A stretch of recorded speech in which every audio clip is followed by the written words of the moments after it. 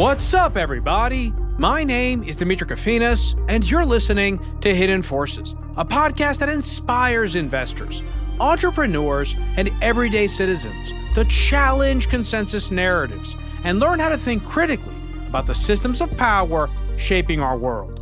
My guests in this episode of Hidden Forces are Zach Abraham and Chase Taylor.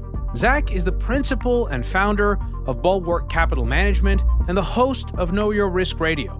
And Chase is the founder of Pinecone Macro Research and serves as head of research at Bulwark Capital Management.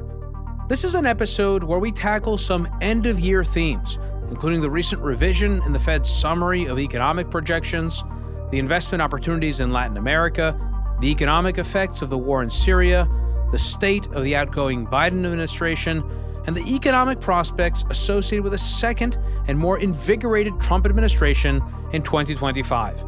We spend the first 15 minutes or so on Chase and Zach's bios and investment frameworks, and the rest of the first hour discussing how Fed policy, demographics, and systematic passive flows continue to drive mean reversion in equity markets, and if this latest drawdown is yet another opportunity to buy the dip, or if we are entering a more dangerous and volatile phase where the downside risk to investors is beginning to outweigh the fear of missing out on the next rally. In the second hour, we discuss the political and economic experiment being undertaken by Javier Milei's administration in Argentina, whether the country is becoming investable again, how it may serve as a role model for neighboring countries in Latin America, and how Chase and Zach are approaching this potentially enormous investment opportunity. If you want access to that part of the conversation and you're not already subscribed to Hidden Forces, you can join our premium feed and listen to the second hour of today's episode by going to hiddenforces.io/subscribe. All of our content tiers give you access to our premium feed, which you can listen to on your mobile device using your favorite podcast app, just like you're listening to this episode right now. If you want to join in on the conversation and become a member of the Hidden Forces Genius community, which includes Q&A calls with guests, access to special research and analysis, in-person events, and dinners, you can also do that on our subscriber page. And if you still have questions, feel free to send an email to info@hiddenforces.io, and I or someone from our team will get right back to you. Lastly, because this conversation deals with investing, nothing we say on this podcast can or should be viewed as financial advice. All opinions expressed by me and my guests are solely our own opinions and should not be relied upon as the basis for financial decisions. And with that, please enjoy this wonderfully engaging, timely, and educational conversation with my guests, Zach Abraham and Chase Taylor. Zach Abraham and Chase Taylor, welcome to Hidden Forces. Thanks for having me. Yeah, same here. Appreciate it. For people who don't know, Chase is the second person who spoke. Zach's been on the show before. Zach, you've been on the show once before or more, or twice before? I've been on once with you, but you and I have done this many times because you've been on, obviously I don't need to tell you. You've been on with me several times on my show, but yeah, it's my second time back. Yeah, I've been on Know Your Risk Radio. You guys work together. So listeners are, a lot of you guys already know Zach, but Zach, just for those who don't know, Zach is the principal and founder of Bulwark Capital Management and the host of Know Your Risk Radio, which is broadcast, across the Pacific Northwest? Where does it reach? And it's also a podcast as well. Yeah, so big moment for us, actually, kind of reaching a milestone. We were pretty much up and down the West Coast and parts of Arizona and Texas as well. But the show has grown to a point, and the firm has grown to a point where, that radio stuff, I've had offers to do regular shows, but our show was a sponsored show. So we paid for it as a form of marketing. Podcast wasn't, but we're to the point now where the last radio show we're ever going to do is going to air this weekend.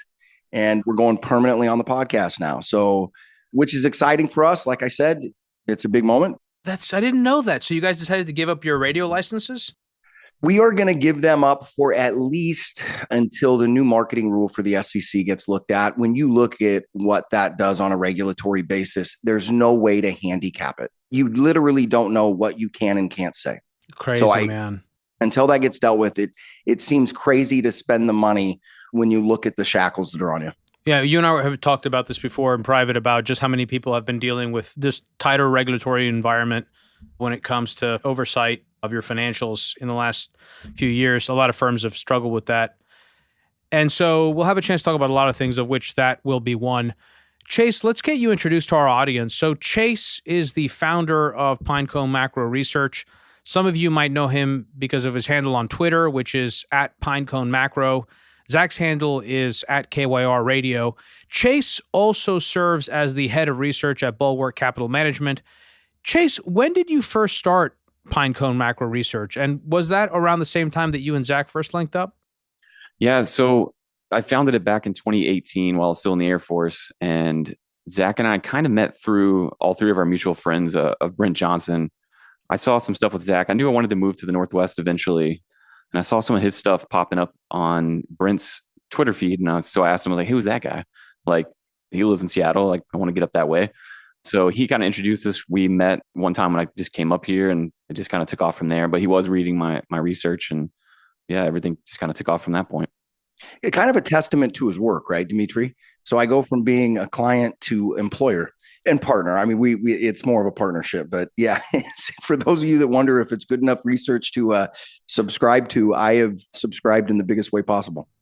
That is true. That's quite an endorsement, actually. So Chase, you said you were in the Air Force. How many years were you in the Air Force for? Yeah, about 16 and change. So just tell me a little bit about that. Like, did you come from a military family? Like, what got you interested? And then why did you choose the Air Force? Yeah, so my brother was in the Army for a short period of time, kind of like first Gulf War back in the day, because he's almost 20 years older than me, but not really. Like, even grandparents and stuff, no real military history. For me, I was working 2 jobs and going to school full time, and that was hard. And I had no health insurance. And then one night at work, because I worked overnight at a gym, and I was like, you know what? Like, I remember those recruiters talking to me in high school, and I was like, I don't know what y'all are talking about. I'm going to college. I got a plan. And then I realized my plan was not working out super great for me while I slept through class every day. So I started looking at the recruiting website, and I was like, wait a second, this would be a way easier life than what I'm doing right now. And for me, it came down to mostly Navy and Air Force, because you can get jobs kind of that, have a lot of technology and have more potential, for your future than carrying a gun around or something like that. So that was what took me to the two. In the Air Force one, I find flying a lot more interesting than being on a boat. So that was kind of the differentiator. So I have a couple more questions for you, Chase. So one, where did you grow up? Yeah, in a little town outside of Houston, Texas. So the Houston area, right on the Gulf Coast. So how do you feel that your service changed your life? Like, how has it made you the man that you are today, do you think? Very good question. A lot of different ways. I think the best thing of being in the military is the empowerment side. It's an underrated thing. If you go in, especially as a teenager, but even in your kind of early to mid 20s, if you have any questions about your own ability to do things, they will answer them for you. Like, the whole tear you down and build you back up thing is very legitimate. I think there are parallels to people that, are college athletes, things like that, like at a high level where you get really pushed, past where you think you can go, things like that. So that was a big part of my shaping and made me more confident in my own abilities to do, honestly, anything. But I learned a lot of technical skills too, going back to why I chose the Air Force. That had a big impact on me. And then obviously my worldview was very much, shaped by not just service in general, but the time period that I served, as we all know, like the Iraq and Afghanistan wars and the historic significance of those for the US, that definitely shaped me. Like, whenever you spend time in a place like Afghanistan that is largely, stuck 5 centuries in the past, it gives you a whole new view on, humanity in general. So it was shaping in very many ways, I think. But that number one thing for me was the confidence building of everything you're able to kind of accomplish. And they throw you in the fire quickly. You're very young. You don't really know much. You may not have much technical training. And it's like, here, you got 5 minutes to go fix this jet, or it can't go do its mission. Go. And you don't even know what you're doing. You battle through that and figure some stuff out and fix a jet and get it up in the air. It's very empowering. So I love that. So Zach, we're going to get to you in a second, man, but I just have now this opened up 2 more questions. I just got to really ask Chase because he's never been on the podcast before. So one of the questions, well, just a comment, which is that's amazing. I never thought about that, but that is such an important skill. And I wonder how many people who really achieve a certain level of success have that experience of getting thrown into the deep end of the pool, where not only do they not know how to swim, but they don't know that swimming is the thing that you need to do in order to survive. Like you're figuring everything out and you got to figure it all out in real time. My last question is just about this thing that you kind of mentioned, which is that being in the Air Force is not like, roving around Afghanistan like an Army Ranger with a gun in your hand.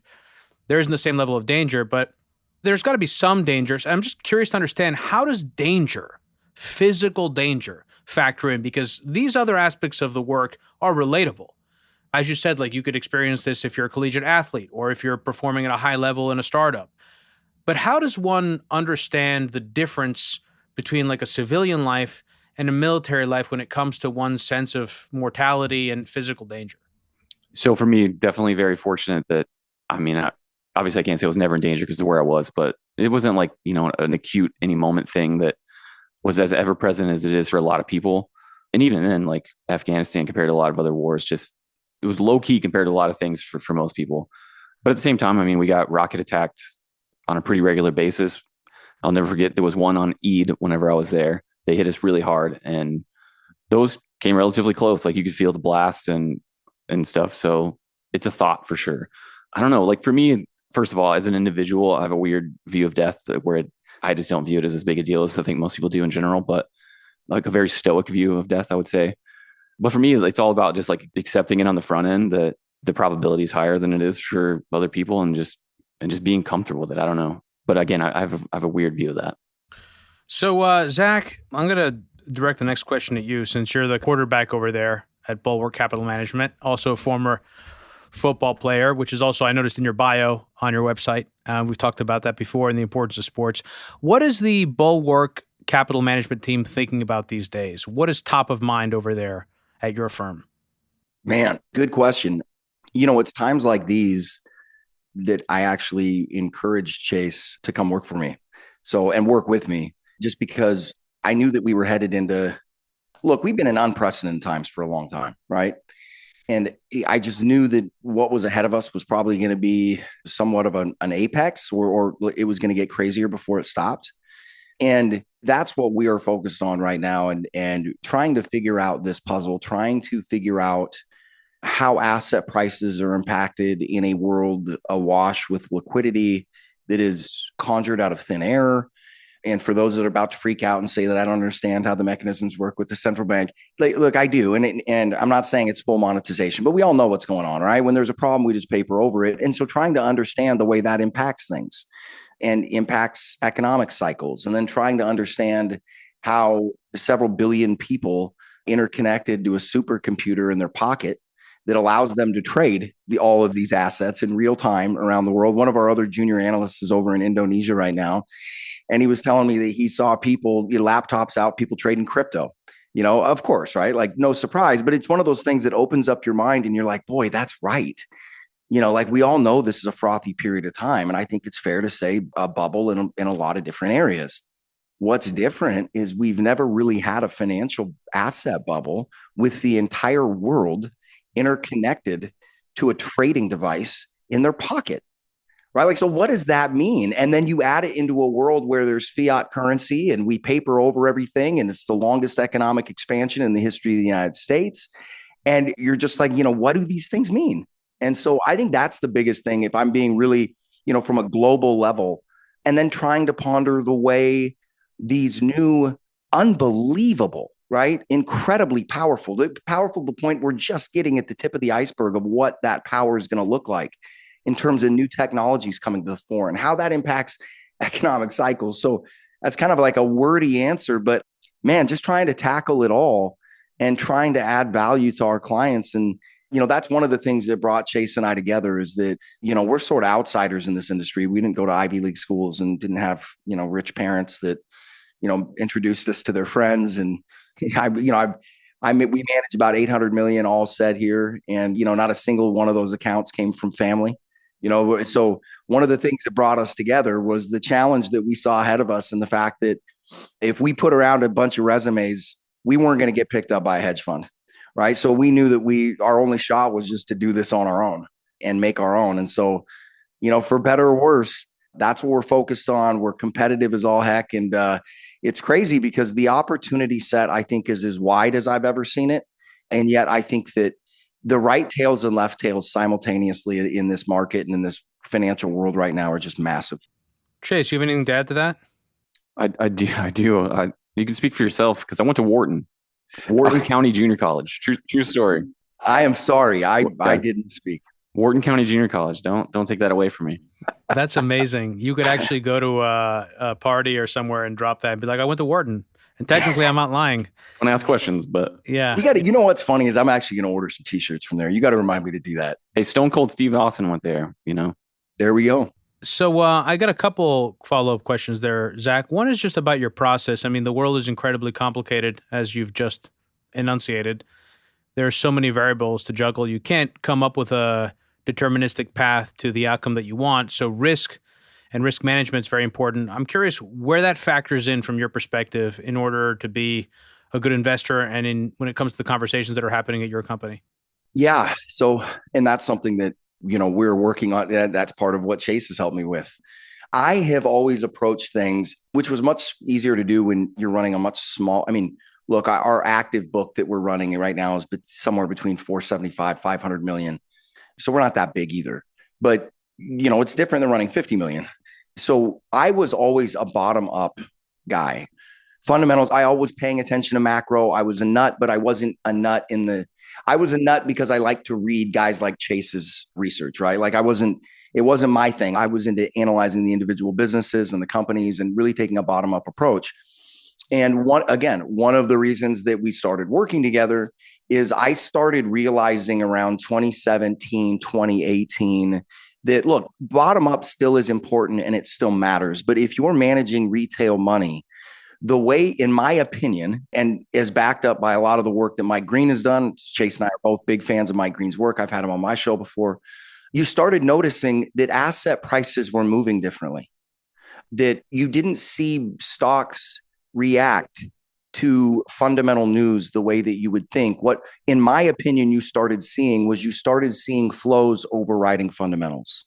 Okay, now, guys like Cuppy, you've had Cuppy on the show. Chase is good buddies with him. I don't know Cuppy as well, but actually, I haven't had him on the show. Oh, you haven't? No, I haven't. Not for any particular reason, but I know him from his Twitter account, but we don't know each other in any other way. Yeah, he's a great guy. You should have him on sometime. He's a brilliant investor, and he's shared a ton of ideas. Great dude, love him, and brilliant dude. And he really takes a bottom-up approach and he rolls with it, but he runs a hedge fund. So his returns can be so much more lumpy, right? Like it's one of the things that people don't realize about managing retirement assets. You've got to make sure that no matter what happens, you get one shot at it, right? So you can't afford to allow a 08 to blow up somebody's portfolio, right? And you can't have those kind of lumpy returns. And part of it is just the business risk. The clients won't stick with you, right? If you're down 5% in a year where the S&P is up 25, you're going to bleed clients. And the fact that you beat the market by 25% the previous year, they don't do the math, right? So anyway, what I started figuring out was we've got to look at other things other than just bottom up. And I need to understand the way these flows are coming. And I need to understand how they're impacting asset markets. And I need people to help me do that. And so I still very much do my bottom up approach. And Chase is really in charge, for lack of a better term, of handling the macro overlay of our value portfolio, right? So the core of our portfolio being the same process has always been bottom up, trying to find good companies, GARP situations, deep value situations, and then risk managed macro overlay. And that's the process. So actually, I should also mention that Mike Green was recently, just a few days ago, we're recording this on Friday, December 20th. So a day after Jay Powell gave his press conference after the FOMC's latest rate cut decision and their revised forward guidance and SEP, which we are going to talk about. Mike gave a Q&A to our Genius members a couple of days ago. Zach and Chase are both Genius members. We had a chance to discuss some of these topics as well, including Fed policy. Mike's also going to be at our Scottsdale dinner in January, as are you, Zach, where the focus is going to be on what's going on in the technology triangle of Arizona, Nevada, and New Mexico. Semiconductors, commodities, and the U.S.-China competition are going to be the topics. Dylan Patel, founder of semiconductor research and consulting firm Semi Analysis, will be there, as will Brent Johnson, who you all know well. Mike Green, of course, as we said, Trevor Hall, who is a commodities industry expert and CEO of Clear Commodity Network. And of course, David Dorr will be there because I cannot put on a dinner anywhere near Area 51 without having David Dorr there. And Chase, you're going to be at our Buenos Aires dinner in February, which I think still has a few spots left. So just a shameless promotion of our Genius Community, guys, which I am so incredibly proud of. So let's talk a little bit about what happened just a few days ago on Wednesday. The Fed released a policy statement that was interpreted by the markets as hawkish, despite cutting interest rates by another 25 basis points. The markets dumped. They've since rallied. The S&P seems to have recovered roughly half of those losses as we're recording this today. What did you guys take away from that press conference? What do you think the market was reacting to? How much of it was driven by the simultaneous expiration of stock options, index futures, and index options contracts all on the same day, which happens only 4 times a year? How much of it reflects concerns about a looming government shutdown, which I feel like we should all be desensitized to at this point? And how much of this is a reaction to Powell's statement and the revised forecast from members of the Federal Reserve? Yeah. So I think the single biggest takeaway from both the projections and the presser is kind of this level of dedication and seriousness around the 2% inflation target. They keep paying lip service to it, but the new revised inflation forecast for the end of 2025 is 2.5% for core PCE now. Obviously, that's 0.5% above the estimate. And that would be essentially 4 years after we crossed above 2%. So at this point, you're kind of admitting that it's okay to be above 2 for 4 years. You're admitting that you were off by 0.3%. So for really the last 2 years, they've been saying, 2.1, 2.2 is where we'll be at the end of 25. They do, a full percentage point rate cut in the last few months. And then they come out and say, oh, by the way, just kidding. It's not going to be 2.1, 2.2. It's going to be 2.5 next year. Oh, and we're going to keep cutting. We're going to cut 2 more times next year. So it just gets to the point where you're like, obviously you're not serious about 2.0% or anything particularly close to it anymore. I've been saying for a while, like that's significant. That is very significant. And the market took it very seriously. I've been saying for a while, if you look at what they're doing with the framework of 3.0% instead of 2, like it all makes sense what they're doing. Like they get under 3, they're kind of happy. They start backing away from cuts. But if you look at it on like care about 2%, like then none of it makes sense. So I walk away from that with kind of an Occam's razor kind of view of like, as long as it's between 2 and 3, they're more than fine. And that to me is the single biggest takeaway is the 2% target. It's just not real. And does that to you reflect sober analysis of U.S. government deficits, unfunded liabilities, outstanding liabilities, both private and public? I mean, what explains that unofficially revised target upwards on inflation? Yeah, I think first and foremost, the answer is yes. Like to me, we all think of the 2 mandates the Fed has, price stability and the labor market. But I think in reality, there's a third, and that's funding the government and at a reasonable price. So I think at the end of the day, if you press hard and push into a recession to get down to 2%, that makes funding the government get pretty awkward. If, your deficit goes from 7 to 10, 12, whatever percent GDP. So I think that weighs into it a lot, no doubt. But also like once you kind of hotwire the equity market as a retirement utility first and foremost and a capital allocation mechanism secondary, you get to this weird point where you're kind of riding a tiger and you're not allowed to get off of it. So I think that's part of it too. Like they do want to keep asset prices up because the more we kind of gear the economy to asset prices, the worse it gets if we let them actually float themselves and find an equilibrium. So they need to keep asset prices up. They need to keep inflation up so that the deficit situation is manageable.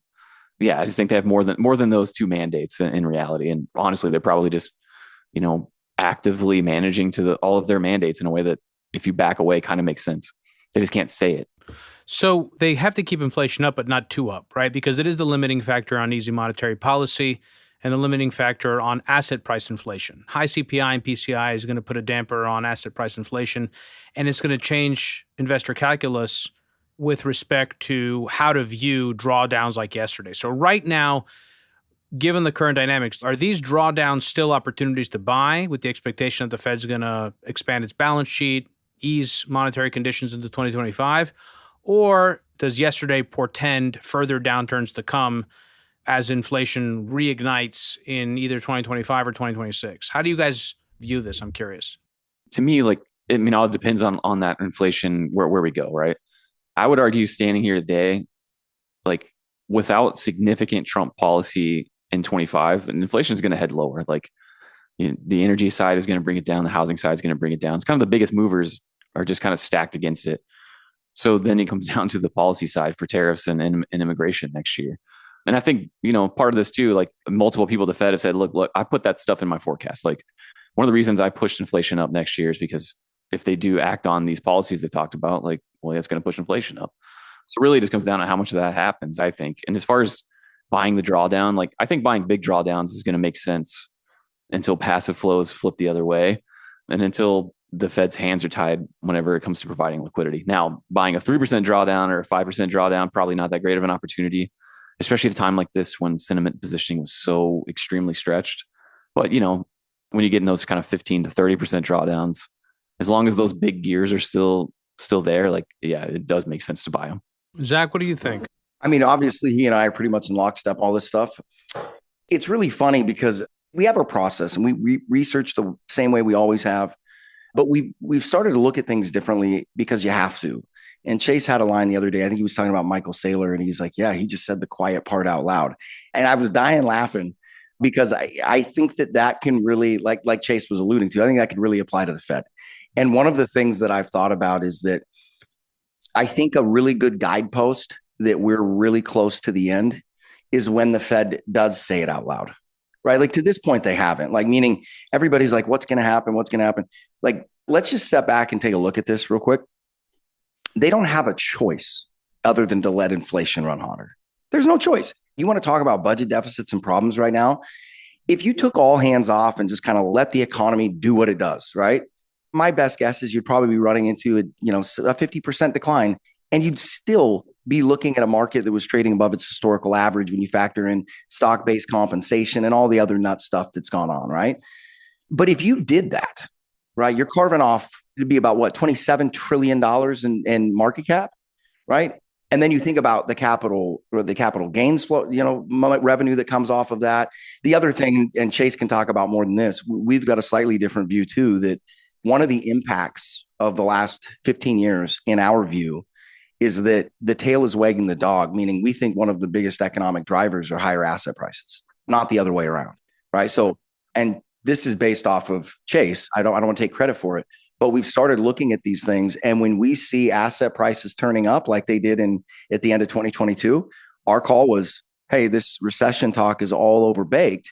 And as a matter of fact, we think inflation growth is about to pick up. And here's the interesting thing. I think a lot of people are going, oh, yeah, that's the market sniffing it out. And I'm like, no. That's the economy sniffing it out, right? The asset prices are going up because you've created a loop, right? So everybody knows in every asset class these days, you just hodl, right? So you're sitting in the S&P 500. Over 50% of all invested capital is via ETFs now, right? Passive flows. So it dominates the investment landscape like no other investment theme ever has. And the market acts that way, meaning you get these short-term shocks, the marginal buyers and marginal sellers, hit it hard and drive prices down, and it's sharp and violent. And then all of a sudden the noise kind of stops and you hear that little ratchet sound start again, right? And the S&P just starts rising up and grinding higher. So how much of that is flow driven because of the phenomenon of systematic passive that Mike Green has talked about and that we mentioned earlier? And how much of it is the experience of 2008 and the expectation that the Fed is going to be there to help speed up that mean reversion in equity markets? I would say, I think it's probably, at this point, I personally think the passive flow dynamic is the biggest thing. Yeah, I absolutely agree. Now, I think the speed of dip buying and things like that, like, sure, like, knowing someone has your back, it helps there. But even in 2022, like the Fed didn't really have anyone's back and we did go down. But, it didn't take much to kind of be right back up. And I think a lot of it's just the passive inflows. But at the same time, what makes it difficult to get a read on is the top names that have been their performance has been so good that it does cloud how strong passive is. I think in the last year, Mag 7's earnings grew up like 30%. The rest of the market's like 3%. So it makes it tough to like truly diagnose. But I'm with Mike Green on this. I think he's pretty much got it nailed. Does this dynamic remain in place so long as the demographics and inflows from passive remain in place and the dollar remains a global reserve currency? Do one of those two things need to flip? Yeah, I think so. I mean, I think you could have market events without that, right? Like, for instance, at a certain point, when you look what's going on in the baby boom generation, and we're recipients of it, we're asset managers of retired people, so we're up front. At a certain point, the flows get bigger on the withdrawals, than the inflows do, right? The other thing that you have to consider, though, is like I was saying earlier, we can't forget how big a world it is and how interconnected it is and how many people need dollars. And, look at what's going on in Brazil right now, right? I can't tell you how much international flows have come from Brazil into US markets, but I bet you it's pretty significant. And here's why. Even if the S&P draws down 30%, look what the real's done against the US dollar over the last year, right? It's just gotten slaughtered. So this flow game can go on for quite a long time. And I think at the base of it is the fact that, again, when we run out of money, we just make more. And the perpetual motion machine continues. So definitely one of those things I think has to break. And it may take two of them. What are your thoughts, Chase? Yeah, definitely has to break on the passive side for things to change. But to your point, the capital flow angle is in a lot of ways just as powerful. The money's not as big by any means, and we've seen kind of a blow off in that recently, the capital inflows. You mean capital inflows from the periphery into the core? Foreigners to buy US stocks, even directly. It's been very, very powerful. And you can see globally some of like the most popular like ETFs that are out there are like 2x, NVIDIA ETFs. And you have people all over Europe and Asia like buying stuff like that. So it's multi-pronged. I would say though, like now reserve currency part, yes. But can the dollar go down and this be fine? I would. Mag 7 companies, the tech companies in general, tend to make a lot of money overseas. So if the dollar were to go down, they would, in a lot of ways, benefit their competitiveness and their earnings. So in some ways, you can have dollar down and it's just sort of good for everyone in the world. But yeah, if the reserve structure was hit or you had a discontinuous drop, then all bets are off, I think, for US, because those capital flows can go back the other direction. And, as emerging markets know, like when portfolio flows rapidly head for the exits, it can be devastating to the point where a lot of emerging countries try really hard to keep those hot flows from coming in or slow them down because they know how bad it is on the way out. As the US, we never had to think about stuff like that. But if something happens where people want to take their money home, then it could become a destabilizing factor, not just for us, but like for the whole world. If someone like Japan, who has $3 trillion invested globally, decides that they're better off investing at home or they're near abroad, if you will, like people like France, Australia, US, all of a sudden have a funding problem for their government deficits, and they have possibly equity drawdown problems. There's one other factor to this too. And I see it as somewhat of a global dynamic as well, like meaning not just here in the United States. And what brought this to mind was the conversation. Mark Andreessen was recently on the Rogan podcast, and he was talking about, you and I have talked about this before, but sort of the unholy union between big business. In this case, it was tech, talking about how the Biden administration planned to address AI. And I'm sure you and the listeners know all about that. But it did remind me that that's another factor to think about. And these dynamics, right? The richest people in the world, and the biggest companies in the world have always, communicated with the governments. But I think you'd be very unwise to not pay attention to what Andreessen was saying and realize that this was not a one-off, that this is happening in several different places. And that is that they were just going to hand AI in totality to 3 different companies, right? Just to lock down. And so that's another part of this dynamic. And if you think that what corporations need or what will benefit them and their stock price, if you think that that doesn't play into Fed decisions, I think you're lying to yourself. The extent to which it does, is it implicit? I don't know. Yeah, I love Rudy Havenstein. Actually, we're going to be doing an interview with you and him on our show. And I love his critiques of the Fed. I'm not as sure about what their intentions are. I agree with the impact that they've had, but my whole point is saying that those things are interconnected, right? These things are linked. And so, here in the United States, you actively have the government, and these companies that we're talking about are the ones that are at the top of the index, right? That have driven the whole party and parade up into this point. And they're incredible companies, but you also have to consider that collusion between government and big business. And I think internationally speaking, I don't think that's ever been a bigger factor. So we'll have a chance to talk about that because that also brings up the problem of AI safety, which I think probably is reflected in some of those decisions by governments. And it's very easy to look at what they do wrong from a regulatory standpoint. At the same time, there are real concerns around the deployment of this technology. And I don't really know what the exact answer is, though I must confess I didn't really watch that interview. I watched some of it. Before we get into that, though, I want to just ask you guys something because it came up when we were talking about capital outflows from the United States, and you guys both brought up Japan and France among some of those countries that could repatriate capital. Did either of you or did both of you hear my most recent episode with Russell Napier on national capitalism? So, Come on, okay, man. so folks that heard, he's so great. Yeah. His stuff is fantastic. And his newsletter, the Solid Ground newsletter, is top notch. So people are interested in that. And what's also, I just, free promotion for Russell here. When you actually sign up to that newsletter, he goes out of his way along multiple steps to prohibit you from signing up.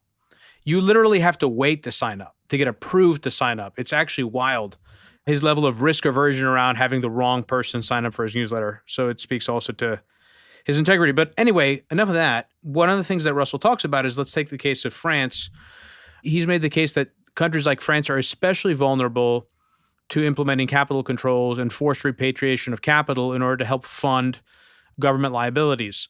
How do you guys view that overall national capitalist framework and the implications it has on U.S. equity markets and especially the S&P, which foreigners own through these index funds that we talked about earlier? Yeah. So I think this is really interesting because we've had this 40 kind of ish year run in the system that we're kind of exiting. And it's worked really well for investment returns. It's worked really well for keeping interest rates low. And now we're kind of shifting into the national capitalism in the US in a major way, in the last decade. And obviously it's happening globally, all over the world.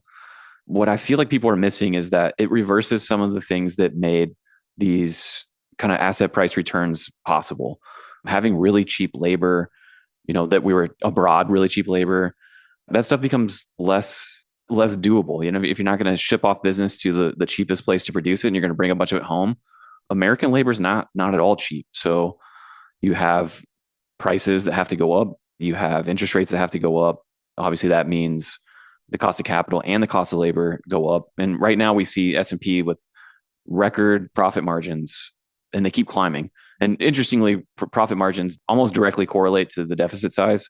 So you can't really cut the deficit without messing with margins. And also, if you bring enough business back with onshoring, with new industrial policy, you will add some jobs back into the heartland. And that is obviously good, but you're also going to raise prices in a significant way, and prices on capital and labor both. And you're going to cut into margins, which you're going to cut into returns on investment for public investors. And like, as I've already said, like we kind of hotwired the market to become a retirement utility. The average US household has never been this tied to the stock market in history. So we really can't afford to have that go down. So there's a lot of competing cross currents here that make it very tough. But clearly the big forces are not just here, but kind of around the world to kind of retrench into your own country and into your own alliance networks, at least secure really strategic stuff. Because even pure free traders these days kind of like are willing to make a concession if it's a really strategic thing. So I think we're clearly going that way, but I think considering the negative ramifications and the stuff that pushes back on everything that's been good about the last 40 years is important. So let me just piggyback off your comments about the stock market being the preferred savings vehicle and retirement account for most people, because I think this is so incredibly important when thinking about government policy and what governments will and will not do from a fiscal and monetary standpoint. It's also why I agree in principle with people like Charles Goodhart and Manoj Pradhan, who co-authored a paper and also co-wrote a book together some years ago titled The Great Demographic Reversal. I had Charles Goodhart on the podcast, who's also the former chief economist of the Bank of England, to discuss their thesis. And I agree with this view that is central to the book, that aging demographics, while they have been deflationary in the case of Japan, could be inflationary in today's developed economies with structurally high debt and deficit levels because more countries are aging at the same time. It's not just Japan anymore. And also, governments are more likely, for a variety of factors, to use fiscal policies to address deflationary forces in asset markets. So I think that's one area where people may be operating with the wrong framework. When we're talking about debt, so let's bring up the government shutdown here. I think the threat of the shutdown has to do with some number of Republicans. I think the number is 38 who are revolting against, what was it, Trump's suggestion that they get rid of the debt limit. Is that right? Correct. Okay, so I haven't been following the story very closely. What do you guys make of it? Are we set up for a Liz Truss moment in the U.S. Treasury market in 2025 when Trump takes over? Well, Chase, I guarantee he's followed it closer. I personally think, look, an event is eventually going to happen, in my opinion. I mean, I just think at some point. When you say an event, you mean what? Long-term yields dislocating? Yeah, I mean, it depends on how it's handled. I mean, one of the things we were talking about is Besant was basically saying that when they get into power, they're not going to do the same nonsense that Janet Yellen was pulling off in terms of how she was issuing, right? Like she was going historically light on long-term issuance. Effectively, they weren't running QE, but if you're issuing half as many long-term. Yeah, they were they were keeping long rates lower by issuing more on the short end to make up the shortfall. It's going to be really interesting. What we were saying, it's going to be really interesting to see what he does when he gets in there, because it's going to be one of those scenarios where you're bashing the Fed president constantly, and then you get in the seat and you're like, well, let's continue on doing what he was doing, right? Just because you're looking at it from a different perspective. It'll be really interesting to see how that plays out, because I would be fascinated to see how the market handles that. I would be fascinated to see what happens at the long end. But I mean, I think the way you're going is that, my opinion was when you went down the QE path, it was never going to stop, right? And I don't think it will. I think that we will see QE again in the next, 16 to 24 months. And I think the only reason that we're able to get off QE now is because they splashed the pot in COVID, right? So if you're not getting some type of unnatural flow into this market, it is a self-propelling machine in a way, but it's not. It needs that input, right? That's why I'm also skeptical. And Chase, I'm curious to hear your thoughts on this, both of you, actually. I'm skeptical of this idea that Trump's going to come into office, taxes are going to get cut, tariffs are going to go up, inflation is going to remain under control, and we're going to engage in massive capital spending, some of it government directed as part of a larger industrial policy to reshore. So all this is just going to happen seamlessly. I mean, no one's suggesting it's going to happen seamlessly, but I just think that this is going to be very difficult and we're going to have to make some tough choices. And in my mind, the least likely thing of all is that the tax cuts are going to be the priority. Yeah, and even if you think about the tax cuts, and I think you're right. I think it's going to be harder to get done than you would think. We have all of Congress, it'll be easy. Probably not. But even Trump himself has said, I want corporate tax down to 15, but I'll take 20, which is a rounding error difference between here and there. So that's probably roughly how that goes. Do I think they can cement the prior individual stuff? Yeah, probably. But if you actually look at all of the tax cuts that have been proposed, it's $8 trillion worth over a decade. Which is not going to break the bank. Obviously, they're not going to get all that through, but people are very optimistic about what Doge can do, and I bet they can't offset $8 trillion, especially given how much the deficit is structural and not just for fun. So I agree. I think that vote is a bit of a precursor to there are those spending hawk, Freedom Caucus people that are already standing up to Trump. Now they may get primaried and be gone soon or whatever, but there is a group of people in Congress that are not kidding about spending cuts. And obviously, in my opinion, at least the Trump White House is not all that concerned with spending cuts. And I think he's going to have to deal with people like Elon that seem to be half serious about it before long, because it's just an interesting situation where all these people that have been so all over the deficit and getting government smaller now have to come face to face with Trump, who probably actually doesn't care about that. And how that plays out is going to be interesting. Well, we've seen that with the two longest serving Republican administrations of the last 40 years, with the Reagan administration, and we saw with the Bush administration. Remember, Paul O'Neill, Treasury Secretary under Bush when he first came into office, resigned because he was opposed to, on a philosophical and principled level, Bush's tax cuts and spending policies. So I think, it's one of those things where it's almost like a guarantee that when you get into office, you're inclined to spend.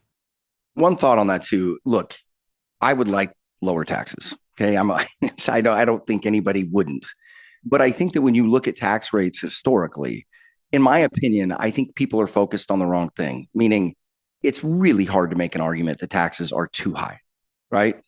I also don't think that's going to be nearly as impactful economically as people think it is. I think the bigger issue is the regulations. If you want this economy to be able to grow, and we want to grow out of the current situation, because let's be honest, right? They are not going to allow, and you can fill in the blank with whoever you want, the Fed, the Treasury, government, whatever the case. They're not going to allow a Great Depression. Okay, so we're not going out that way, right? And they've proven if they got to print 6 trillion and just start handing out to everybody and propel the next fart coin of the world or whatever, that's what they're going to do, right? And ignore them at your own risk, right? It's amazing how we've all learned what fart coin is in the span of just a few weeks. It's just, it's an incredible time to be alive, man. But on the regulation side, when you look at the think about what I was just telling you about us going off the radio, right? If you don't think there are too many regulations, you don't run a business, and you don't realize how ridiculous it's gotten and how much tax you pay. Like, it's just insane, right? And everybody's like, well, business, you got a corporate tax cut. That's another thing about the Trump tax cuts. They only applied to C Corps, right? So that wasn't a corporate tax cut for everybody. And I understand tax policy and realize that that's difficult. But I'm just saying, like, I don't think the tax cuts are nearly as important. And I think right now, I think Argentina is providing us somewhat of an example, right? A stencil, if you will, meaning if you want to do what you're going to eventually need to do on the fiscal side, which is get things closer to balance, get GDP to debt back to manageable levels, growing your way out, I think, is the only option on the table. And if you want to do that, I think that regulatory reform is going to go miles further than any marginal tax cut here or there. So you've actually led us perfectly into where I want to take this conversation next, Zach, which is Argentina. As I mentioned, our next Genius Dinner is in February in Buenos Aires.